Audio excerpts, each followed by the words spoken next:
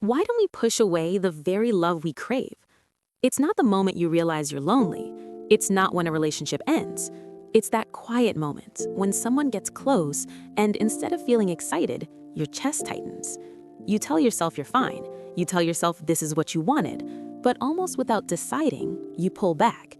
And later, when the connection fades, you're left with the same question. Why does this keep happening to me? If that question feels familiar, you're not alone. This is Clarity Quest, and this is a reflection called You Want Love, so why do you push it away? Here's what makes it confusing. You're not someone who dislikes love. You're not careless. You're not incapable of connection. In fact, you think about closeness constantly. You imagine deep conversations late at night. You picture someone who gets you without effort. You crave intimacy. You want to be understood. So when people say, maybe you're afraid of commitment, or you don't really want a relationship, it doesn't sit right. Because what you feel isn't a lack of desire, it's resistance. And resistance always has a reason. But first, let's look at how it shows up in real life. It doesn't look like coldness. It looks like self-reliance. You handle things on your own. You don't ask for much. You don't lean heavily on anyone. On the outside, this looks like strength, capable, independent, reliable. But beneath that independence is a quiet assumption. If I rely on someone, I will eventually be disappointed. So you become careful. You contain yourself. You become your own emotional safety net. And that works until intimacy asks you to let someone else carry part of the weight. That's when discomfort creeps in. Not chaos, not drama, just closeness. Someone stays consistent. Someone doesn't pull away. Someone notices the little things you never said aloud. And your body reacts before your mind can explain it. You feel crowded, restless, irritable. Maybe you start noticing little flaws. Maybe you fantasize about being on your own again. And here's the subtle trap. You assume something is wrong with the relationship. Often, it isn't. It's what closeness activates inside you. Because for some nervous systems, calm intimacy feels unfamiliar, and unfamiliar feels unsafe. So you pull back. Not because you don't care, but because staying present feels like standing too close to something you don't know how to hold. Over time, this shapes how you relate to your own needs. You tell yourself you don't need much. You downplay your emotions. You pride yourself on being low maintenance. Maybe you've said it aloud. I don't need anyone, even when part of you quietly does. That didn't come from confidence. It came from learning, early on, that expressing needs either changed nothing or made things worse.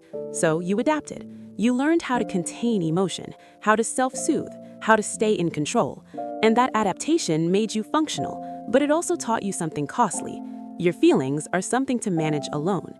You see this most clearly during conflict. When emotions rise, you don't lean in, you shut down, you go quiet, you withdraw.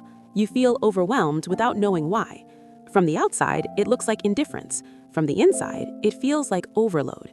Studies on attachment show that people with avoidant patterns often experience heightened physiological stress during emotional closeness and conflict, even when they appear calm. Even when you look composed, your body is flooded. And this is where the cost compounds, because independence stops being a choice and slowly becomes armor. You guard your freedom fiercely. You associate closeness with loss of control. You feel safest when no one has too much access to you. And yet, there's a contradiction you rarely acknowledge. Despite all of this, you still want to be known. You want someone to see you without demanding too much, to stay without crowding you, to understand you without overwhelming you. When that desire collides with your instinct to pull away, something has to give. This is usually the moment people tell themselves, "This is just who I am." But here's the reframe most people never make. Up to now, you might think this pattern is about relationships. It's not. It's about safety. At some point, often long before you had words for it, your system learned a rule. Needing people isn't safe. Maybe your emotions were dismissed. Maybe closeness came with pressure or unpredictability. Maybe you had to grow up too fast. So your nervous system adapted. Not by becoming weak, but by becoming self-reliant. And that adaptation worked. It protected you. Until it started protecting you from the very thing you want most. This is why avoidant and anxious partners are often drawn to each other. One seeks closeness to feel safe, the other seeks distance to feel safe. Both are responding to fear, just in opposite directions. And unless this pattern becomes conscious, it repeats. Not because anyone is broken, but because nervous systems don't update automatically. Here's the uncomfortable truth.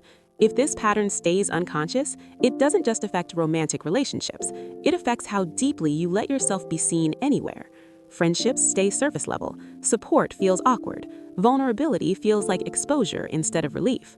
You may function well, you may even succeed, but a part of you remains untouched, waiting. And here's what matters most. Avoidant attachment is not a personality flaw, it's a nervous system strategy, and strategies can be updated. Not by forcing closeness, not by shaming yourself for pulling away, but by learning to stay present when your body wants to retreat, by noticing the tension instead of obeying it, by tolerating small moments of connection without disappearing. Healing doesn't start with, how do I stop pushing people away? It starts with, what did my system learn that made this necessary? Because you didn't push love away because you were incapable of it, you pushed it away because once, that's how you survived. And survival strategies deserve understanding before they can be gently set down. So today, pause and ask yourself, what would it feel like to let your system rest inside connection? If this message resonated with you, sit with it. And if you want to explore these patterns more deeply, share your thoughts, leave a comment, like, and subscribe to Clarity Quest. We're here to turn awareness into clarity, one pattern at a time.